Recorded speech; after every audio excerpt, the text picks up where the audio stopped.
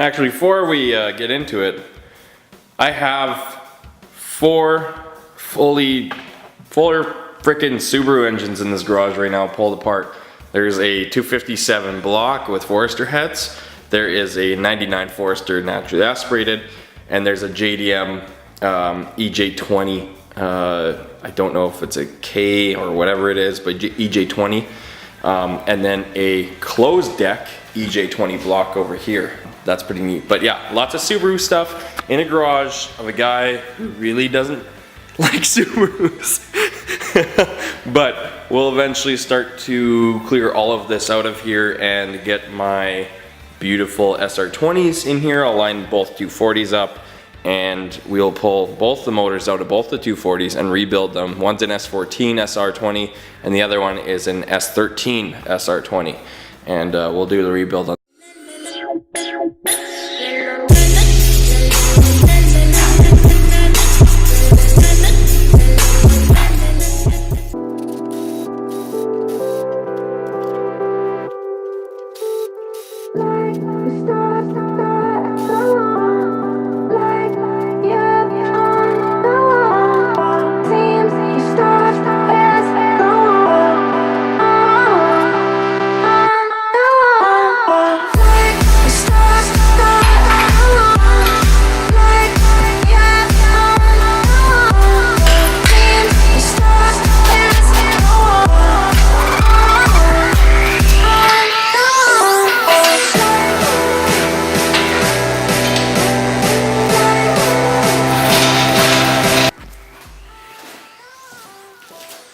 Alright guys, so basically what I'm going to do now is start to tear the whole thing apart to bare block. I'll put it on time lapse and you guys can just watch, put some music on and go ahead.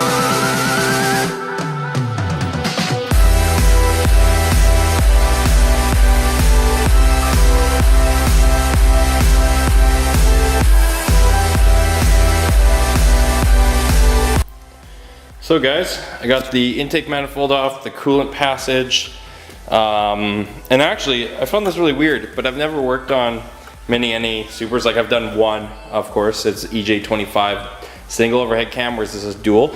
There's this little pipe right here, and yeah, so basically this little pipe, it goes into the back of the the driver's side head, right down here. And like with it going down there, you have to pull that out first before you can pull it off, of course, obviously. I've never seen that before, so it was just news to me. I didn't get the block fully clean, but that's okay. It's a lot less greasy than I would have anticipated. But basically at this point now, I'm gonna drain the oil out. I won't really record that. I'll try and get all the coolant out too, which I'm pretty sure most of it is because obviously the rad hold's already off. But yeah, I will pull the cams off, and then I can pull the heads off. And then from there, the block will basically be bare. We can pull the pistons out and start to reassemble. So pretty quick job. I really hope this block will work. The same as the other block. I'm probably gonna change out the water pump and stuff like that from that block because that one has a lot of new stuff on it. So not a big deal, but you know, we'll start chipping away at it and we'll probably swap some things over as we go along, but it's looking good. I'm pretty excited about this.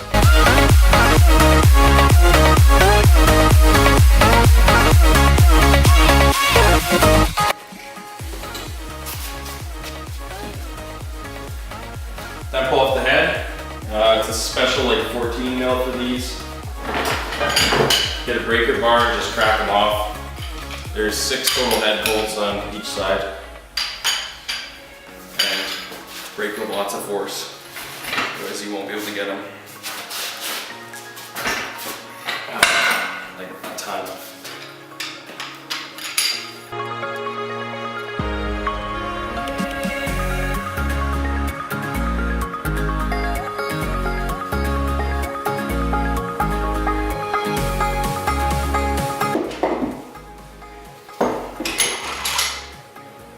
There she is, one head.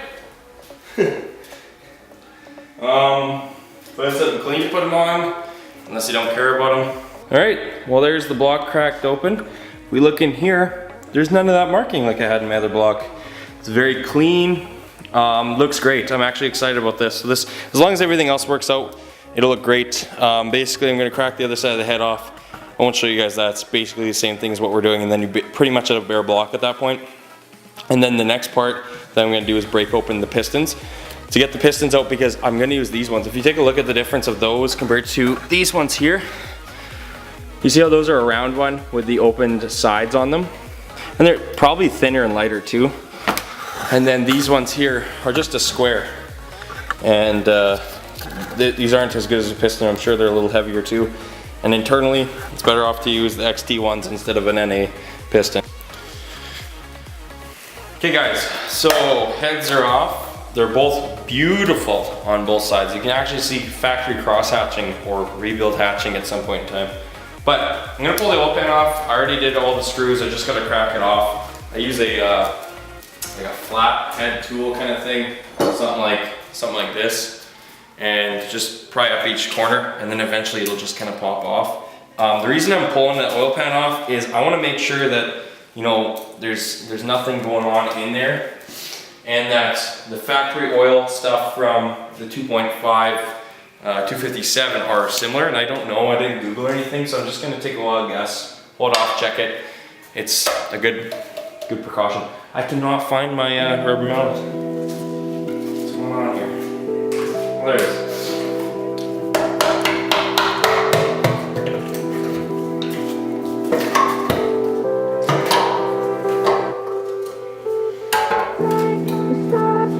Alright. Okay, so I'm kind of happy I pulled it off. There's definitely some stuff in the pickup here. Just little fragments of whatever. Doesn't feel like anything too major, but definitely you want to get that clean. You don't want to mess around, especially when you're working on any of this kind of stuff. You want to make sure your engine is pretty decent. I'm sure most of you know that. But I'm doing this as kind of my own way of thinking. And I think the pickup here is the same as the pickup I have from the other one. I'll just kind of, we'll take a look here with our eyes together. And if you look, different pickup. So I'm going to fit this pickup into there. I'm going to take out that one. I'm also going to fit that plate into there. That way I have all the stuff from this, from that block, the 257 into the I don't know what this is, a 25D, I guess is what they call them.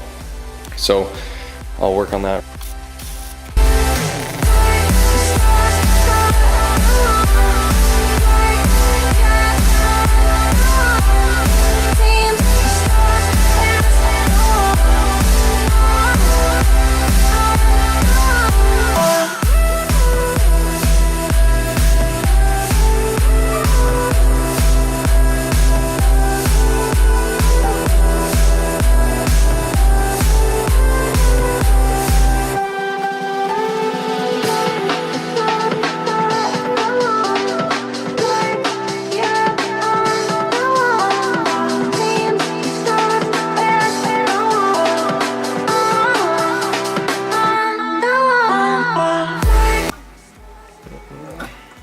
Alright, well I got the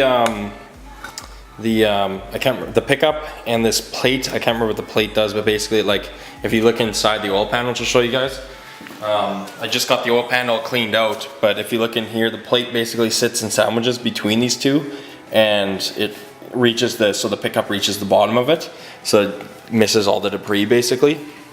But I spent some time, I cleaned up the oil pan, it's ready to go back on, so I'm gonna use this ultra black Permatex gasket maker. It's maximum oil resistance. It's the best one for putting on oil pans. Mind you, what I did do is I didn't use the oil pan from the junkyard one. It had a couple extra dents in it, and it actually doesn't fit this baffle in there as well, so we're just going to use the standard oil pan over there. So I'm just going to put this around there, let it sit, and then that way I can start to work on everything else, so that way it's kind of out of the way. And this has time to dry because it needs about 24 hours to be fully cured.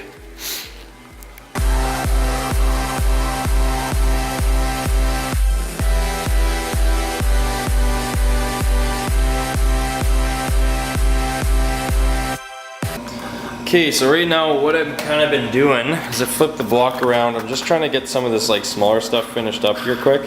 But basically, I took the knock sensor off this block, and what I'm doing is I'm taking everything off this block that's kind of like turbo stuff, putting on here. So that air hose there on the other side, I replaced off the other block. It's specifically meant for the like think it's the intake or whatever, just underneath, like where the turbo goes. There's hosing here. So what I actually need to do is take the water pump from that one, put it on this one, because then it allows me to put the 2 lines in to cool the turbo and cool the oil filter. So it's got that oil filter cooler. So I'm gonna pull all of that off and put it on here quickly, and then basically that's all the turbo stuff put on here. And then from there I can just start, you know, cleaning up the heads, putting the other pistons in and stuff like that.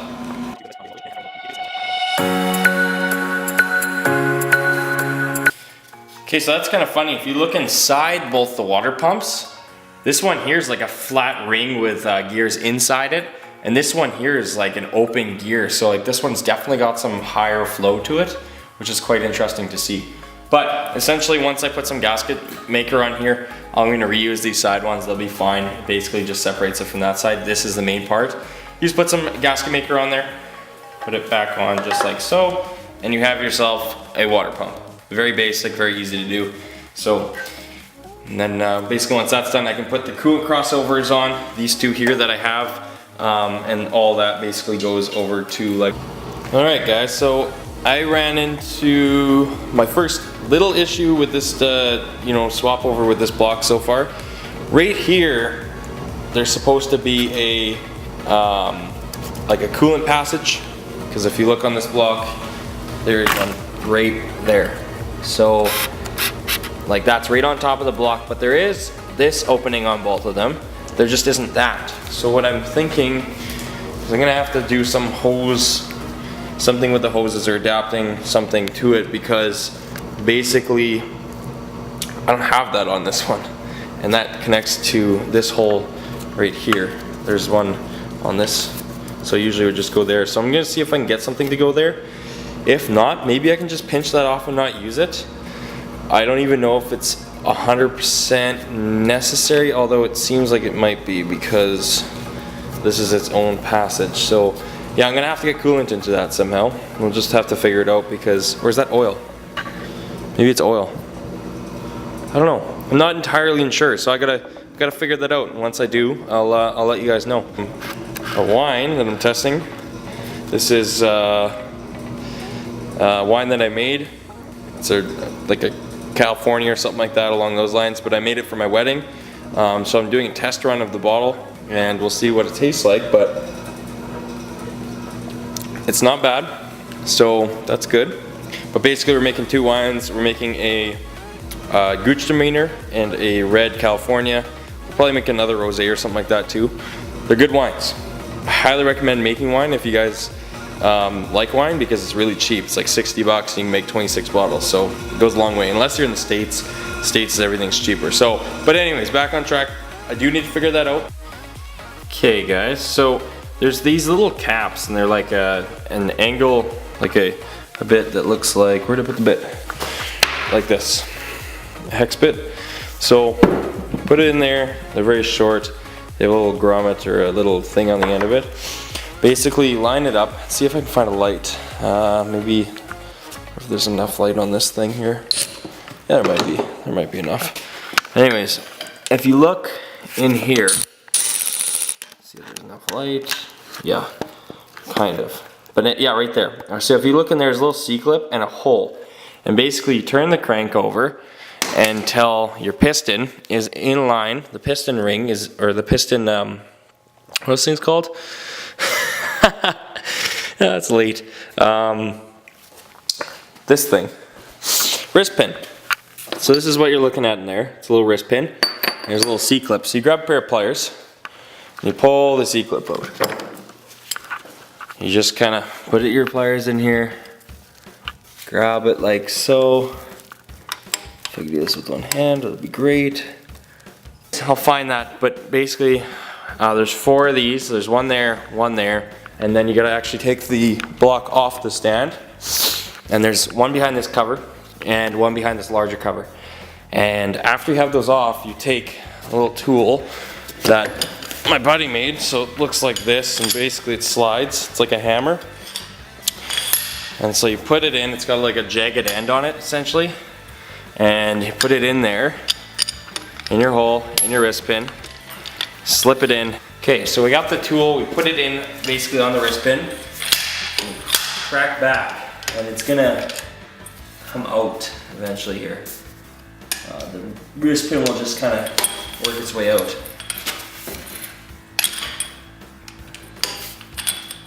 Okay, so I'm just gonna leave the pistons in there for right now. The puller I have actually isn't big enough to fit through. It is more meant for EJ20s like seen over there. So I gotta figure that out and see if I can get like some sort of smaller thing. I might even look into see and really see what the difference between these pistons are and the pistons are in the XT. Because if they aren't all that much different, I might leave them in. But while I'm at this point, I may as well change the rings because I do have rings. So, you know, I'm gonna Google it and see what we should do. But before I head to bed, there's one thing I want to finish up.